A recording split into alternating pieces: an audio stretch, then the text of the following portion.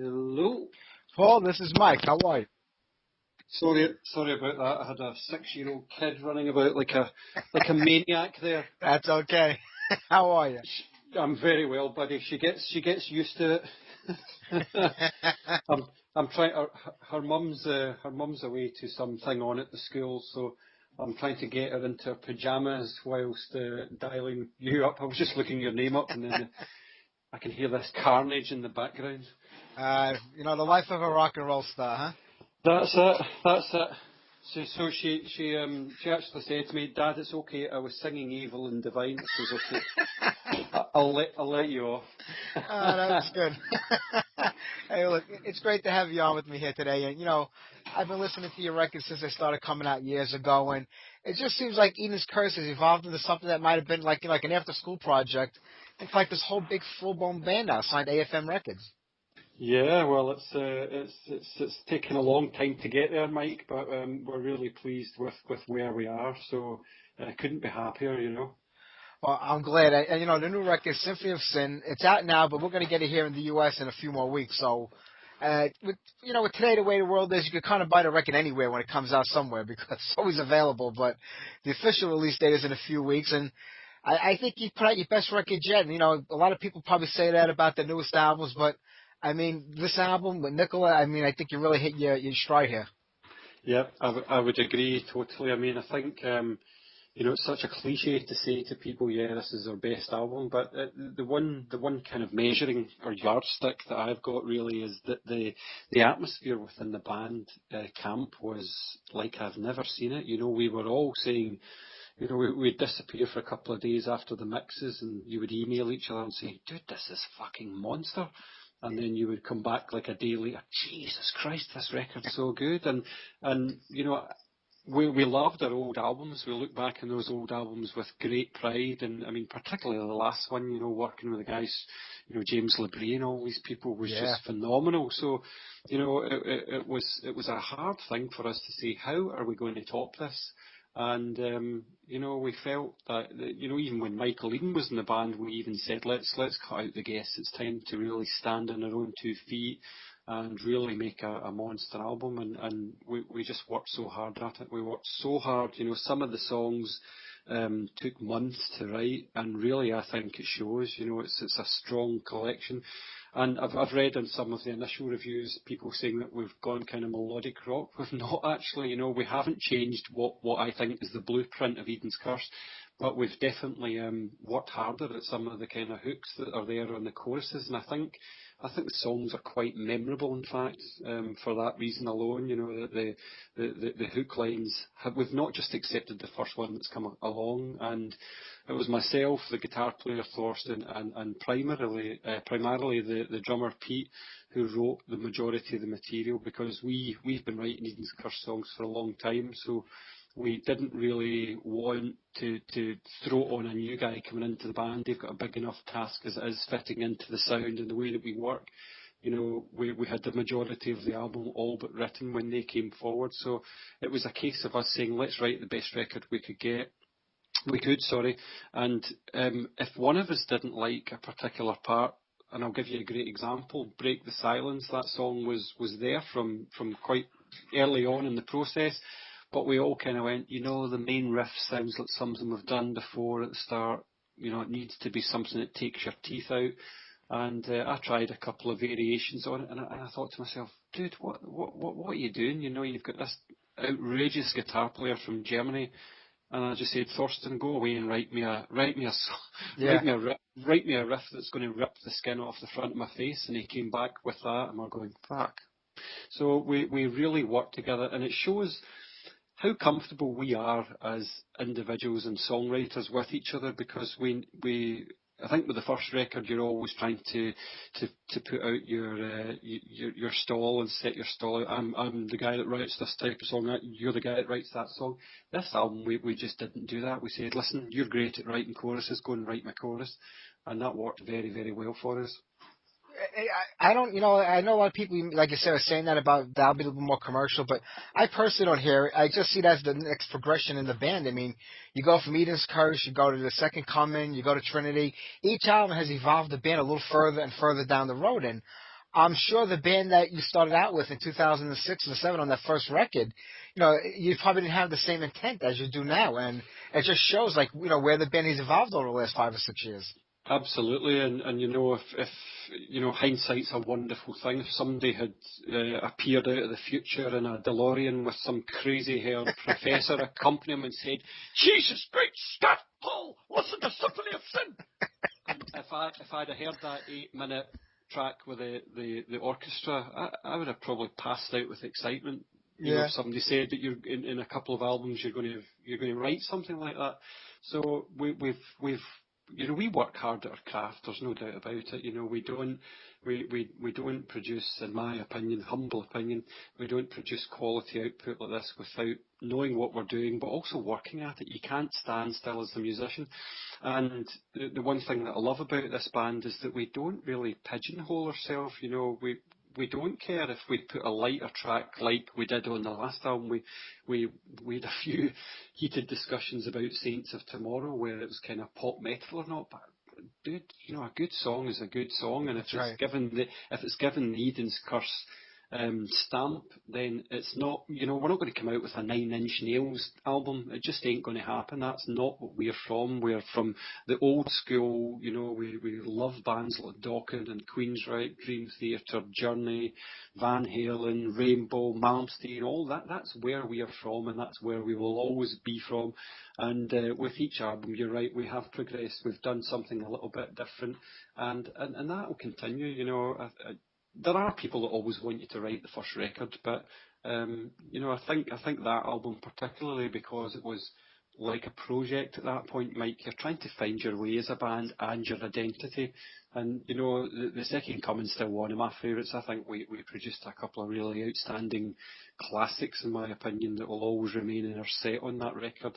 And this is another one. I mean, we've got our first show together with a new lineup is next week, and it's a festival environment, so you have to go along and give people a sing-song, but we would like to just go out and play 7 brand new songs, but I think the crowd would have us hanging from the rafters of the venue if we did that. But that shows you I'm trying to convey my excitement and the band members' excitement on what we think of the new material. We're really excited by it, and just working with Steve and Nick is just a breath of fresh air. Oh yeah. Well, even though it's not a concept album, all the songs have such a perfect flow, like from one to the next, that it would make for a great, live, like to do the whole record live from start to finish would make, I think, it would be a great thing to hear. But I know, like, the fans, when they do get to see you, they want to hear a little bit of everything, because it's not like the old days where bands were able to play like every week and come out, and so when you do play, people want to get as much as they can in of the band. So I do get that.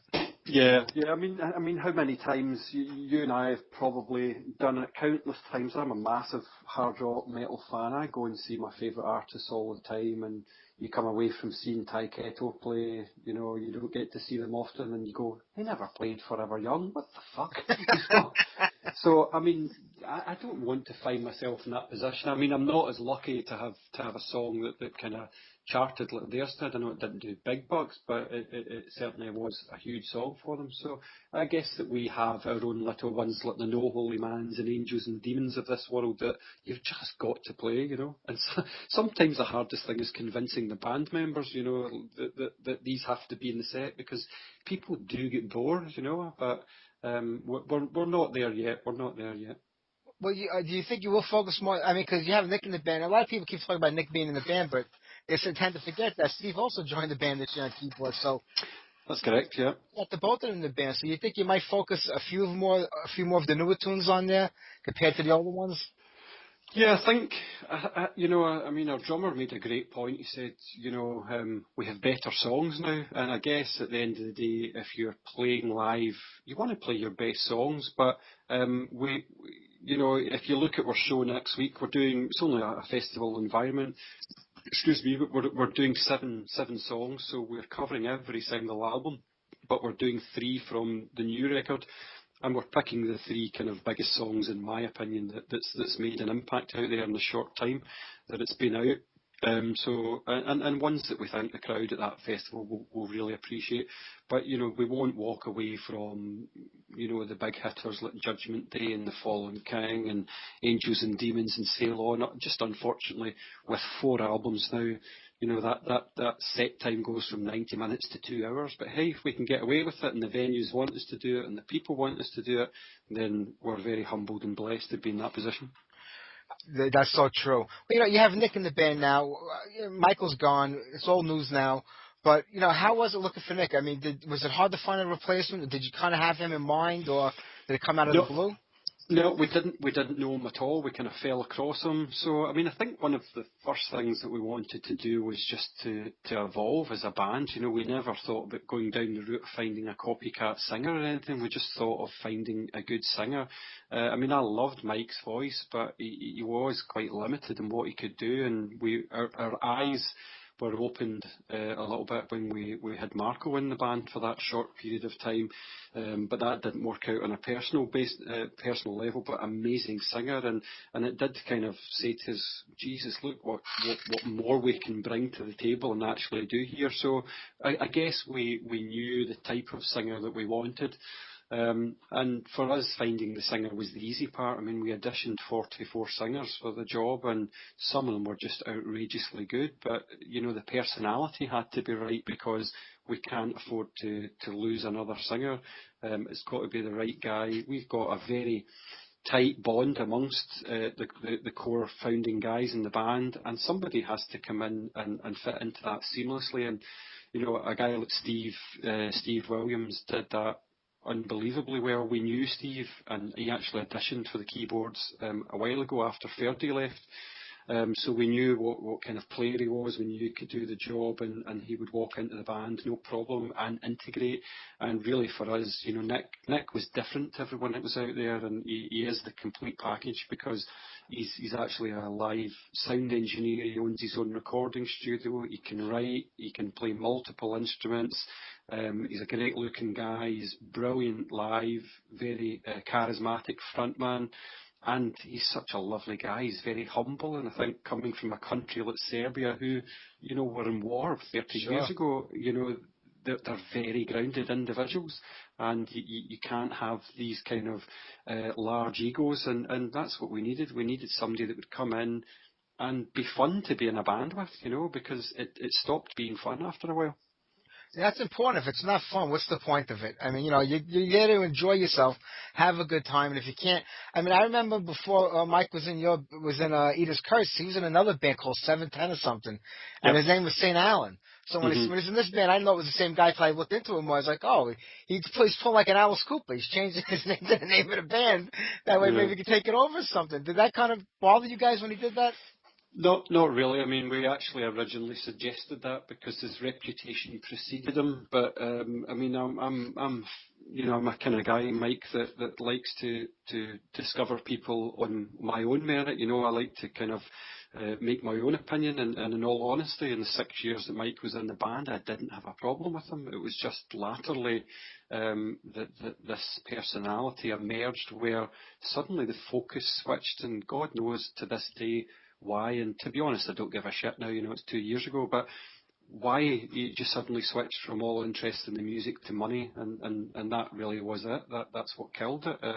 So I mean, we're a team, it's been proved throughout history that one man doesn't make a band. It's a team effort. It's the collective, and when you get somebody changing their kind of modus operandi, for want of a better word, to money, then there's always going to be problems. There's always going to be problems, and it's very difficult to get them back onto track. So, what do we do? Do we just were we expected to roll over and die and stop being Eden's Curse? Because we worked our asses off for 6 years to get to where we were, and this came hot on the heels of just opening for Dream Theatre in the UK. We played 2 outrageously huge shows here in the UK with them, and blew their fan base away, with promoters knocking our door down to come and book the band. Our stock had never been higher, and I don't know if it was like the old cartoon character with the dollar signs. I don't know what his motive there was, but something changed, and that was sad. Mike was told dude, we don't want you to leave. We want you to stay. Let's carry on the way we're going.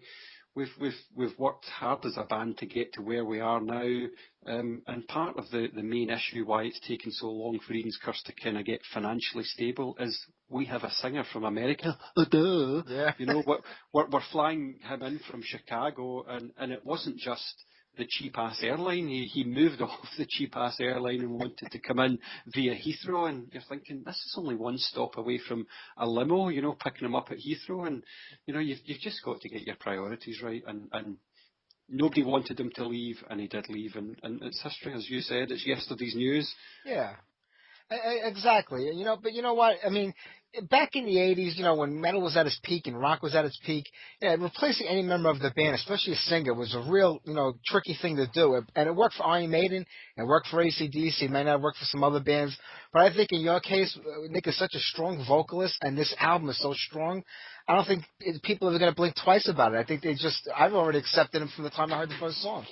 Yeah, and I mean, see, to be honest, and this, I hope this doesn't come across sounding cocky, but I knew that it was just simply a case of identifying the right individual, and I knew from that basis that it would work. I mean, you know, there's been a lot of shit written on the internet, and I'm very proud of my bandmates who have remained silent to this point in time and remained professional and had a lot of dignity and integrity. We look at the past with Michael with great pride. You know, we're proud of what we achieved, but we needed to move forward as a band, and the only way we could do that was focusing on where we were going. So I always knew, you know, Michael never wrote a single original idea while he was in the band.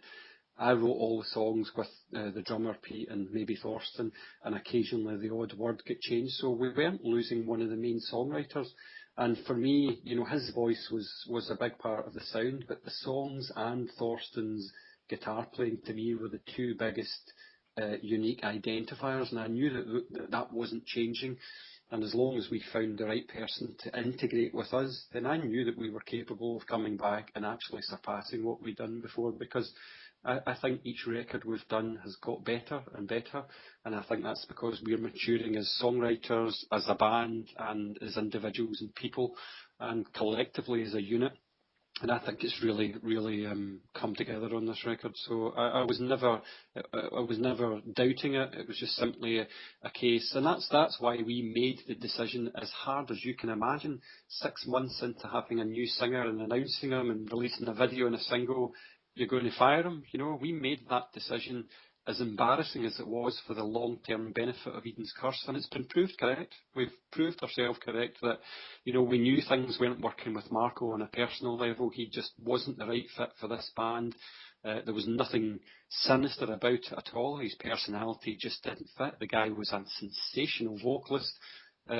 We could have made a really great album together, but we didn't. We moved on, and we had to put a stake in the ground and say, this guy ain't working out. He ain't happy. We ain't happy. We're too far into this album. It was almost completed in terms of writing at that point. We were imminently talking about recording it, but we just knew that this was going to lead to trouble. And you know, that was a tough decision, and people who are successful make tough decisions, and that was one that we had to do. And you know, it felt like a repeat of what happened the year before with Mike, except, you know, Marco gracefully left without talking shit, and we parted on good terms. But as I said, we knew that if we get the right person, we'll come back with a really strong record. Oh, you absolutely did that, and there's a video out for Evil and Divine. The record is out now, and it's going to be out in all the rest of the country over the next few weeks. This is looking like a great year for you guys, Paul, and I'm not going to keep you much longer. But what's like the immediate plans right now? What's coming up next, and what can we expect maybe for 2014? Well, we're appearing at Firefest in England next week. As I said, that's our first show with the new lineup. So it's the first show we've done probably since, I think, about a year. Our last one was a festival in Holland. So we can't wait for that. That's a great lineup, you know, with Harem Scarum and all these type of bands. Jeff Scott Soto's there with his new band as well. So, and Hardline, can't wait to see those guys. So really good festival. It's a partisan audience for us. So. And it's sold out as well, so 2,000 screaming melodic rock fans. So we can't wait for that. We just had a meeting with our agents yesterday, so we have told them that we're wanting to do a tour, kind of springtime, certainly in the UK, and then moving into Europe, and just see what the rest of the year holds for us. So, touring plans for us are huge. We really want to make, big strides on that in 2014. So whether it gets out to the US, we hope it does, US and Canada. We'd love to be back out there. We had a great appearance in Chicago a couple of years ago, and we'd love to be back out. So that is our focus for 2014. That's fantastic. I hope you can make it here to the U.S. And when you do, I'll be right there with you buying you a beer, so don't worry about it. Good man. Okay, well, as long as you're not referring to the stereotype that the Scots don't put their hand in their pockets to buy anything. No, not at all. Not at all. It's my treat and my pleasure. We're actually a very generous nation anyway, so I want to kill that one because we gave the world our whiskey. That's right. Mind you, we did sell it to them. Well, we're just going to pay you back for the favor when you get here. That's all. Thank you, Mike. It was a pleasure talking to you, and I love your city too. So you're Staten Island, yeah? That's right, Staten Island, New York. Oh, I love the city. It's a great city. Well, I can't wait for you to get here. And like I said, the first drink's on me. And the best of luck with the new record. It's going to be a big one for you guys. Thank you, man. I appreciate your support. Thanks, buddy. Anytime, Paul. Take care. Cheers. Bye-bye. Bye.